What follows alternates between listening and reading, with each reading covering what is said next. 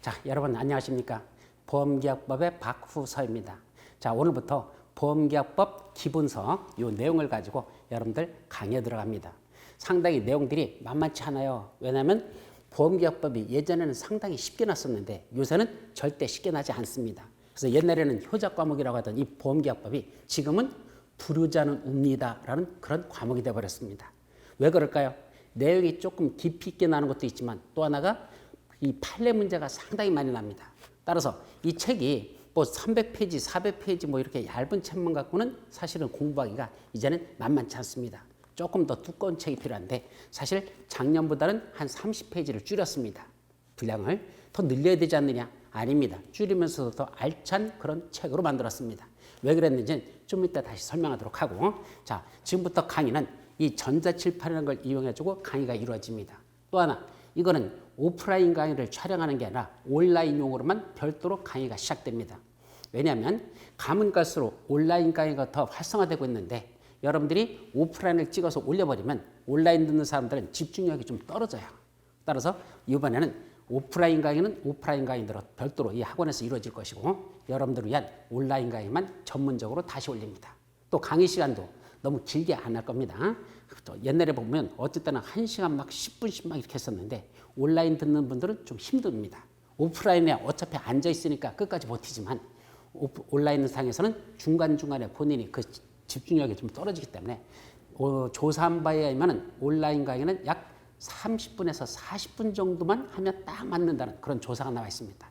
따라서 이번 강의는 30분에서 40분씩 각각 잘라가지고 강의가 이루어질 거라는 거 그걸 먼저 말씀드리도록 하죠. 자, 지금부터 보는 건 보험계약법 기본서 기본 강의로 들어갑니다. 자, 제일 먼저 나오는 건 오리엔테이션. 보험계약법 세 가지를 지금부터 설명합니다. 첫째, 본인에 대한 교수 소개. 두 번째, 이 책에 대한 교재 소개. 세 번째, 강의 소개. 세 가지로 이루어지도록 하죠. 자, 그 중에 첫 번째 나오는 교수 소개는 저에 관한 내용인데 저는 강의는 보험계약법 강의만 약 25년 정도 강의를 했었습니다.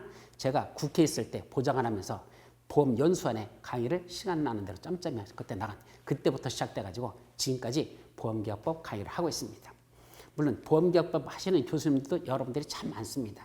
근데 저희 강의는 내용이 상당히 많은 편에 속합니다. 왜냐하면 최근에 출제되는 문제들이 상당히 깊이 있게 나서 과락이 속출하는 게 보험계약법입니다. 그걸 커버하기 위해서 문제들 제가 책을 조금 두껍게 썼고 그에 따라서 강의하는 내용도 많아질 수밖에 없습니다.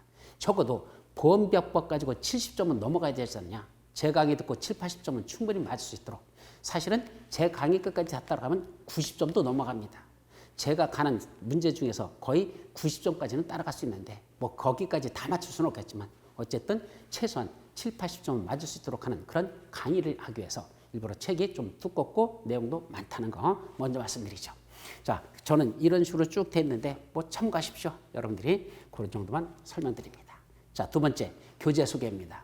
책은 보험계약법과 관련돼서 책이 세 권이 출제될 겁니다. 첫 번째는 보험계약법 대부분서 바로 이 책이죠. 올해 새로 나왔습니다.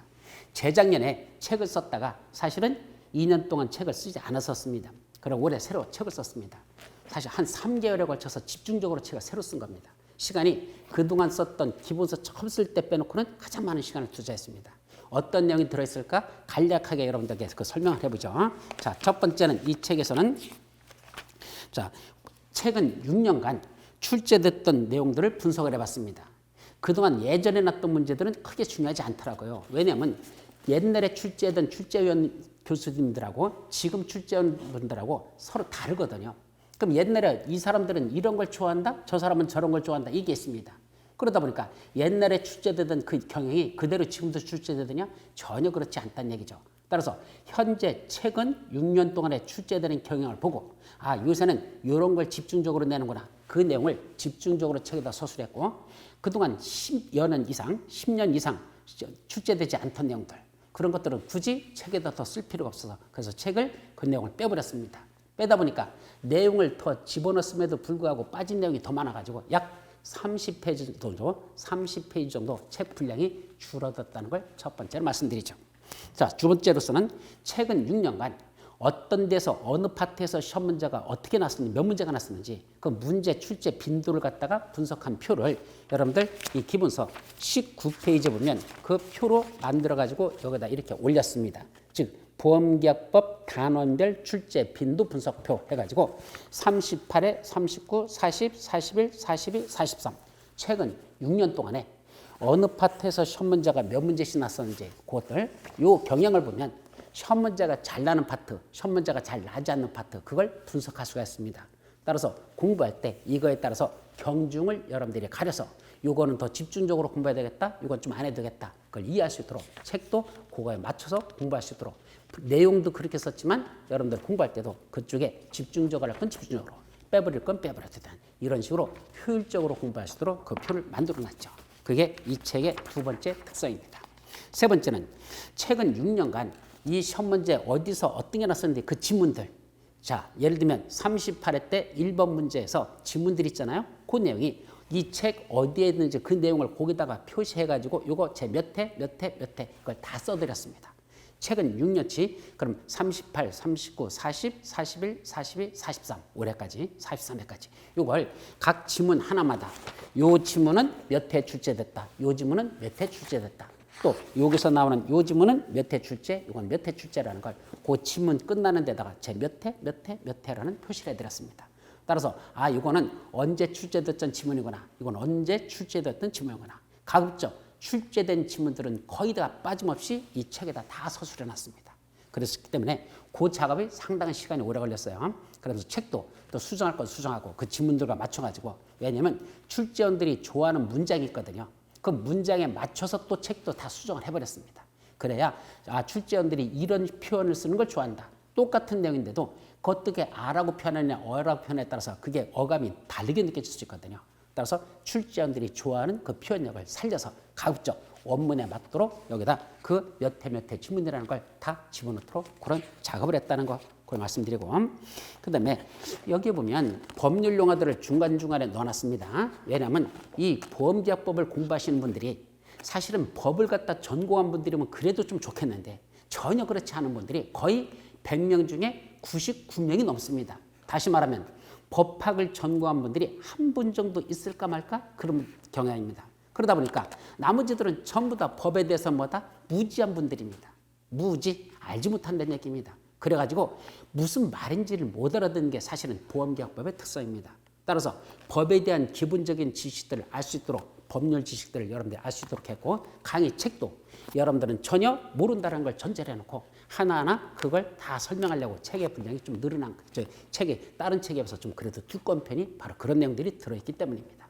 그리고 이 강의 듣기 전에 반드시 보험계약법 기초법률이라는 게 우리 미래보험기록원에 보면 인터넷 사이트 들어가면 그건 무료로 올려져 있는 게 있습니다. 반드시 그 기초법률이라는 그 보험계약법 기초법률 그 강의를 2번 내지 3번 정도 먼저 들었으면 좋겠습니다. 몇 강좌 안 됩니다. 그러니까 그거 먼저 들으십시오. 왜냐하면 법에 대한 아무런 마인드도 없이 아무런 지식도 없이 이 보험계약법에 들으려고 하니 도대체 말귀를 못 알아듣습니다. 무슨 말인지를. 따라서 모든 법이 아니고 보험계약법과 관련된 그런 법적 기본 상식 그것만 별도로 딱딱 정리를 해가지고 여러분들 그 인터넷 사이트에 올려놨으니까 그건 무료 강의입니다. 반드시 그걸 먼저 한번 들으시고 그게 정리가 된 다음에 이 책에 대한 내용으로 들어오도록 하십시오. 그래야 이 강의 듣기가 훨씬 더 수월할 것이라는 걸 말씀드립니다. 자, 그리고 5번째로서는 최근 판례 문제가 거의 50%가 출제되고 있습니다. 이 법주문이 나오는 건 50%가 채 안 되는 경향이고 사실은 판례와 관련된 게 거의 50%가 판례 문제로 출제되는 얘기죠. 그럼 판례라는 건 뭐냐? 법주문과 판례의 차이가 뭐냐? 법률은 어떤 현상에 대해서 법으로 다 규제를 해놓은 거죠. 그런데 법으로 모든 현상을 다 완벽하게 만들 수는 없습니다. 이 세상에서 벌어지는 모든 일에 대해서 법으로 규제한다는 게 불가능하다는 뜻이죠. 그럼 어떻게 만들어야 됩니까?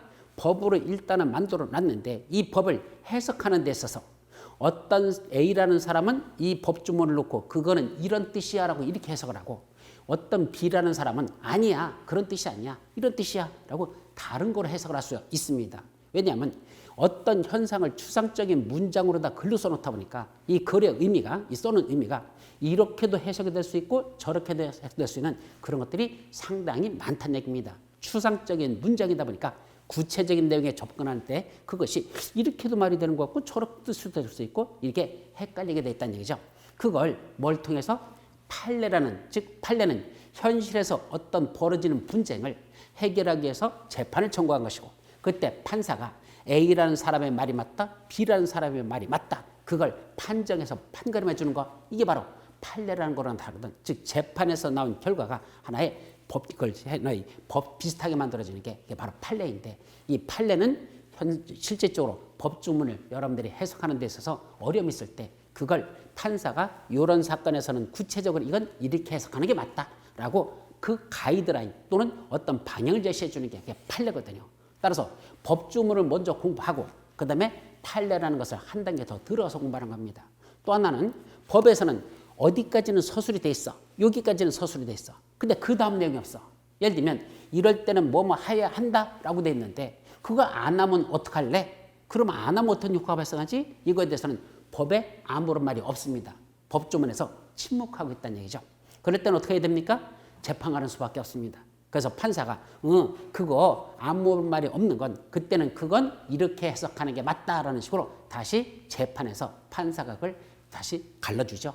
그럼 그때 나타나는 게 뭐로 나타난다? 이게 바로 판례라는 겁니다. 따라서 판례는 법조문 갖고는 완벽하지 못하기 때문에 그걸 보완하는 성격이 바로 판례로서의 성격이라는 얘기죠.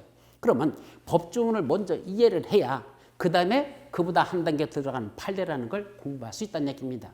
따라서 시험 문제가 법조문만 나는 게 아니라 한 단계 들어가는 판례까지 내기 때문에 여러분들이 판례 공부를 안 하면 절대로 시험에서 좋은 점수를 맞을 수가 없습니다. 그럼 판례 공부를 어떻게 한다?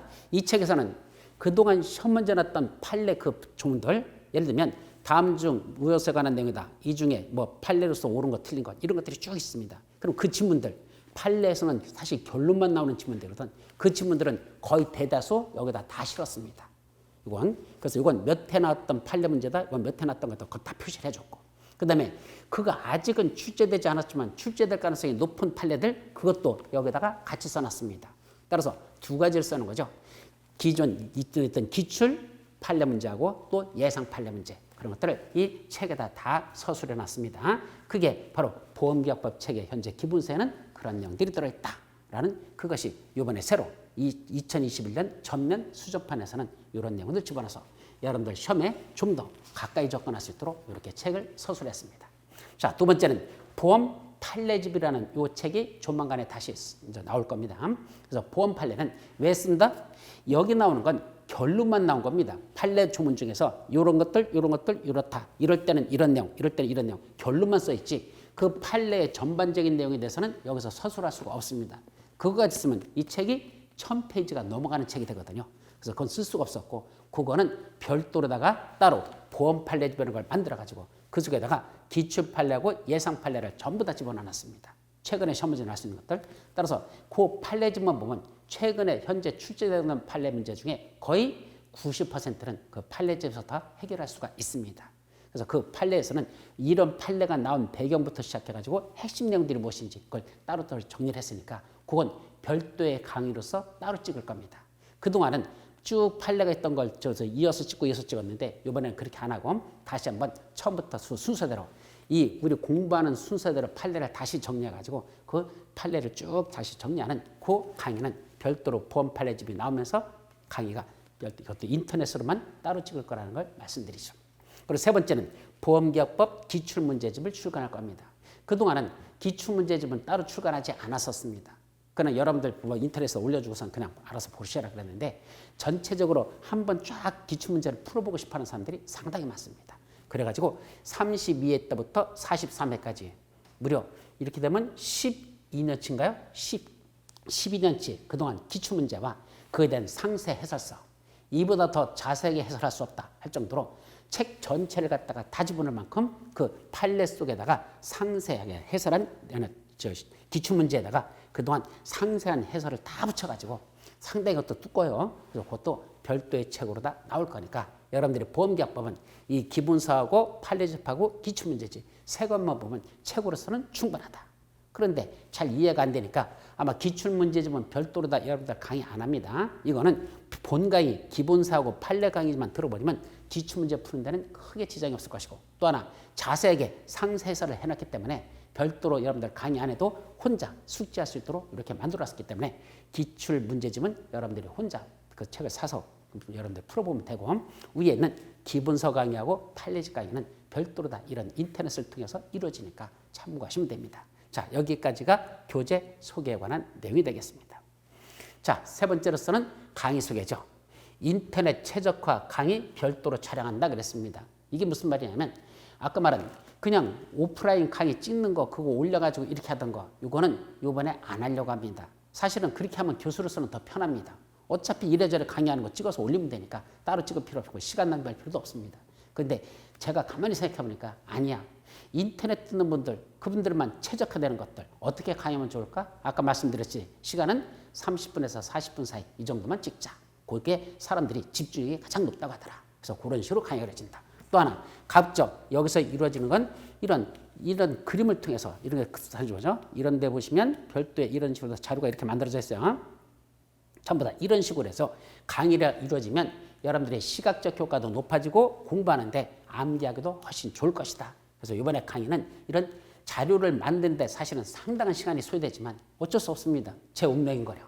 여러분들이 그동안 보내주신 성원에 힘입어 나도 뭔가 좀 이제는 뭔가 마지막 불꽃을 태우기 위해서 뭔가 해드리고 싶다. 그래가지고 이 자료를 만들고 있습니다. 사실은 이 자료 만드는 게 시간이 장난이 아니죠. 책 쓰는 것보다도 몇 배 시간이 더 걸립니다. 자료 만들기가. 그렇다고 제가 인터넷에서 무슨 도사도 아니고 막 척척척 만들어진 것도 아니고 그냥 이걸 한글 작업으로 해가지고 이렇게 자료를 만들었는데 이거 한글로 다 작업하는 게 이게 쉬운 얘기입니까?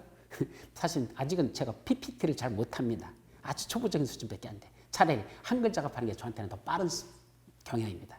그러다 보니까 근데 사실은 전문 사람들은 PPT가 훨씬 빠르다는데 저는 처음부터 아예 한글로 다 작업을 했기 때문에 지금도 그냥 한글 작업을 할 수밖에 없습니다. 시간은 그래도 많이 걸리죠. 그래도 여러분들을 위해서 이 자료를 만들어서 이번에는 인터넷 강의로서 여러분들에게 조금이라도 더 도움이 되자. 그래서 이렇게 자료를 만들고 있는 겁니다. 자, 이것이 여기서 인터넷 최적화 강의로서 별도로 이거는 촬영한다. 이거죠.